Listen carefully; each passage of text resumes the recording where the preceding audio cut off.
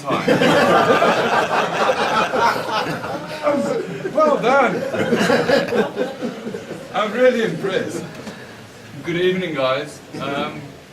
I know this all looks pretty formal, but I want to assure you that it's not the intention. My name is Neil Hendricks, for those of you who don't know me. Hopefully by the end of tonight you'll get to know me. I'm the brand ambassador for Glenmorangie, South Africa. So these are my babies. And I like nothing better than to share my passion for Glenmorangie and to share these experiences with like-minded people. So thank you for coming. I always say that there's two things, well, probably more than two, but two that we'll discuss tonight. Two things that put a smile on my face, and one is a decent glass of whiskey, and the other one is a room full of people that want to know more about that glass of whiskey. So thank you for all being on time. Just let's get the formal procedure out of the way. My social responsibility with regards to legal drinking and driving has become something pretty important to the Glenmorangie group and the Mo's Hennessy group. And it's pretty new to me. Usually when you arrive, the first thing I'll do is shove a glass of Glenmorangie in your hand.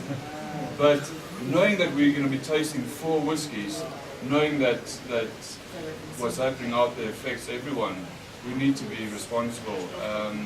So that's why, for 2 reasons, I didn't give you a Glenmorangie when you came in. So I know that you're pretty thirsty. But the other reason is to keep it nice and clean. We're going to be tasting 2 unique whiskies that most of you will probably not get the opportunity to taste again.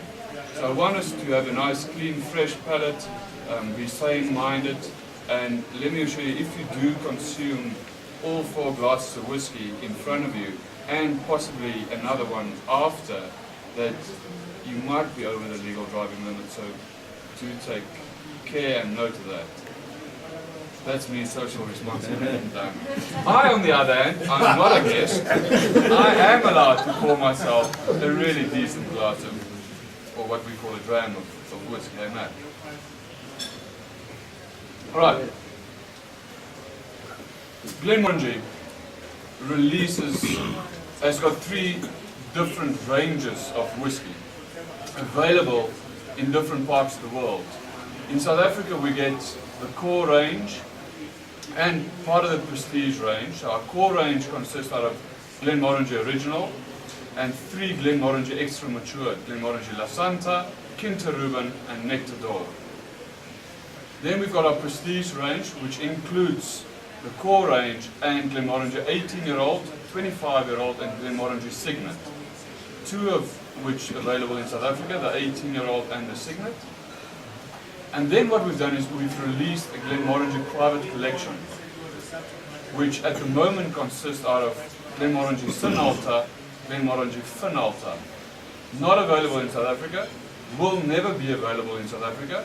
Sonnalta available in duty-free Europe and North America. Finealta only available in duty-free at the moment. Soon to be released in certain parts of Europe and North America. We have flown in 2 bottles of each for the tasting we did last week in Cape Town and the tasting that we're going to do tonight. So we're going to get to taste Glenmorangie, Finealta and Sonnalta.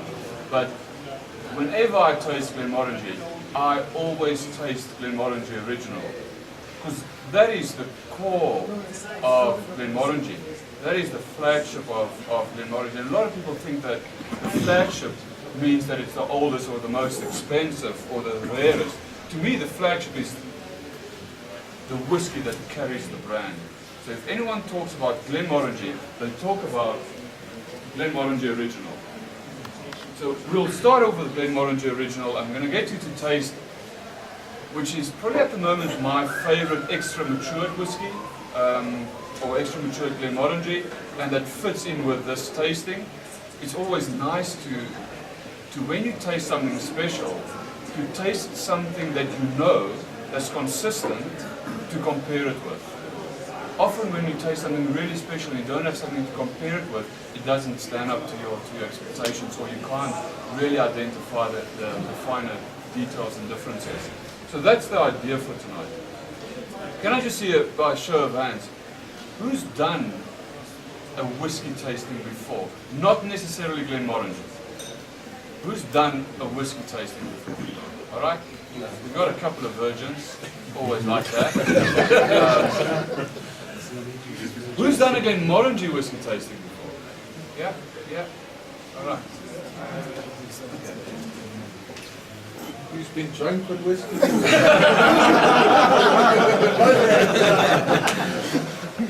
I like that. All right, so Glenmorangie is unique in one way, and that is that we don't do age statements. When we make whiskey at Glenmorangie, we don't focus on age, because age doesn't tell you anything about the quality of the whiskey or about what it's going to taste like. What we do is that we do understand the importance of maturation and the importance of the wood on the whiskey, so we focus on types of maturation, and we focus on the casks that we use for maturation when we come to designing our core range. So we're not going to focus on whether the whiskey is a 12 or 15 or an 18-year-old. We're going to focus on what cask we use to mature that whiskey, because that will give you an indication on what it's going to taste like. But before we can understand and explain and identify these differences, it's pretty important to me that we understand the basic principles of whiskey production. So I'm going to go whiskey production, 10 minutes. How do we make single malt Scotch whiskey? And what does it mean when I put on my label single malt Scotch whiskey? If there's any questions throughout the evening, please feel free to ask. I do enough presentations. I'm here to discuss whiskey with you. All right, so if you've got any questions, please feel free to ask. Keep those questions whiskey related though. Be better for yourself and myself. All right. So, single malt Scotch whiskey. Let's start off with the last word, whiskey. Whiskey's legal definition is any liquid that is distilled from fermented grains, matured in an oak cask for no less than 3 years, bottled at above 40% alcohol by volume. It is distilled liquid from fermented grain, matured for 3 years or longer, bottled at above 40% alcohol by volume. If I had to explain to an 8-year-old, Mackenzie, what whiskey is, it is beer that has been cooked. You collect the vapor, you condense it back into liquid, and you put it into a wooden cask for 3 years. Yes, we do make whiskey from beer. We make whiskey from a pretty rough form of beer. All right, but yeah, in essence, if you want to make good quality whiskey, you need to make a good quality beer without using hops. Right, so it's not beer that we want to drink. At the distillery, you can drink the beer. The beer that we create is quite a strong beer, it's about 8.5%. And at the distillery, when you start working at a distillery on your first day, they give you a pint of this beer to drink. Well, you're welcome to come and try. You need to stay close to a loo for about 2 days. It's pretty wild. All right, so that's whiskey. When I want to call it malt whiskey, malt refers to the grain, because I can make whiskey using any grain, but if I want to call it malt whiskey, I need to use malted barley as my grain. All right? Malted barley is normal barley that's gone through a germination or a malting process. When I call it Scotch malt or malt Scotch whiskey, Scotch refers to Scotland. That process needs to happen within the borders of Scotland. If I want to call it single malt Scotch whiskey, single is one, and it refers to the distillery, not necessarily the cask. It refers to the distillery. So if I want to call my whiskey single malt Scotch whiskey, I need to make whiskey using 100% malted barley inside the borders of Scotland at a single distillery. Understood? Yeah. Pretty simple, right? Yeah. So what's blended whiskey? Go. Yep. 50% there. Single malts from different distilleries is what we call blended malt whiskey, or vatted malt whiskey, or pure malt whiskey. Normal blended whiskey is when I take grain whiskey and I mix it with single malt whiskey. Because I make single malt whiskey in Scotland and I also make grain whiskey. Grain whiskey I make using any grain, usually either corn or wheat. It's a single distillation process where in Scotland single malt whiskey is usually distilled twice in pot stills. Grain whiskey is single distillation process and a continuous distillation. And I take grain whiskey off as high as 94.8% alcohol by volume. So I'm really just making alcohol. Grain whiskey will give me the base for a blended whiskey and will keep my costs down. That's why blended whiskey is cheaper than single malt, because I use a lot of grain whiskey. I'm not going to say pure alcohol, but grain whiskey. All right. That's about it. So, any questions so far? Pretty simple. So let's talk a little bit about Glenmorangie, and then we'll get to taste original.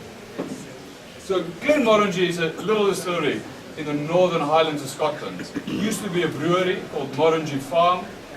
William Matheson got to the brewery in 1843 and decided that he wants to make whiskey. Great decision, because they were already making beer. Just get a couple of stills and start distilling this beer. So he went down to London, got a couple of old gin stills. Gin, very popular drink at the time in London. A couple of old gin stills, had them taken or shipped up back to the distillery, and till today we've got the tallest stills in Scotland because those gin stills were really, really tall. And he soon realized that the whiskey that he was distilling, or the new make spirit that he was collecting off the still, these tall stills were very different. Not better or worse, different to the rest of the whiskey distilled in Scotland at the time. Whiskey was only legalized in 1824 in Scotland, although the first written records of anyone making whiskey in Scotland was in 1494. So for a very long time, people distilled whiskey illegally. Alright, so when you do something illegally, you need to hide whatever it is that you're doing from the taxman. Now, to hide a still that can fit just about inside this column here is pretty difficult. So what do you need for whiskey? You need a lot of water, and you need somewhere to hide the still. So the people went to the valleys, close to the rivers, hid the stills in the caves. But those stills were really short, because they had to get them there. The stills at Glenmorangie were really tall. What that meant was that the vapor had a lot more contact with the copper. The copper serves as a catalyst, takes out impurities, and what we get is a very, very clean, crisp, new make spirit. The spirit that comes off the still can't be called whiskey because I haven't put it in a cask yet.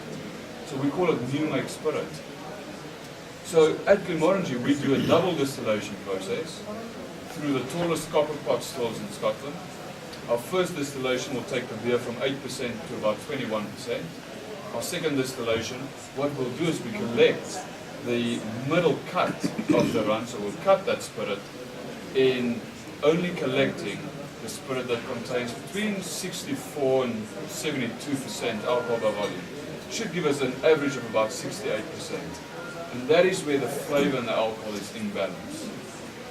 Anything higher, poisonous alcohols. Anything lower than that, you get a lot of sulfuric flavor, a lot of oiliness. Very undesirable. We don't want to use that. Pot stills, we don't have a reflux column on them, but what happens, because they're so tall, a lot of vapor, as it travels up along this long neck, condenses back into liquid form before it gets to the top. And that's called reflux. And that makes the new make spirit even lighter, even more crisp, even fresher. And that's what we want. We don't want to make a heavy whiskey at Glenmorangie. We want to make a light, fresh, crisp whiskey. So that's the new make spirit. Then when it gets to maturation, we only use for Glenmorangie Original first and second fill American oak casks. We can use any type of oak. In Scotland, majority of distilleries use, about 85% of them use American oak, and then about 15% of the whiskey maturing in Scotland at the moment is European oak. In Glenmorangie, we always use American oak casks first.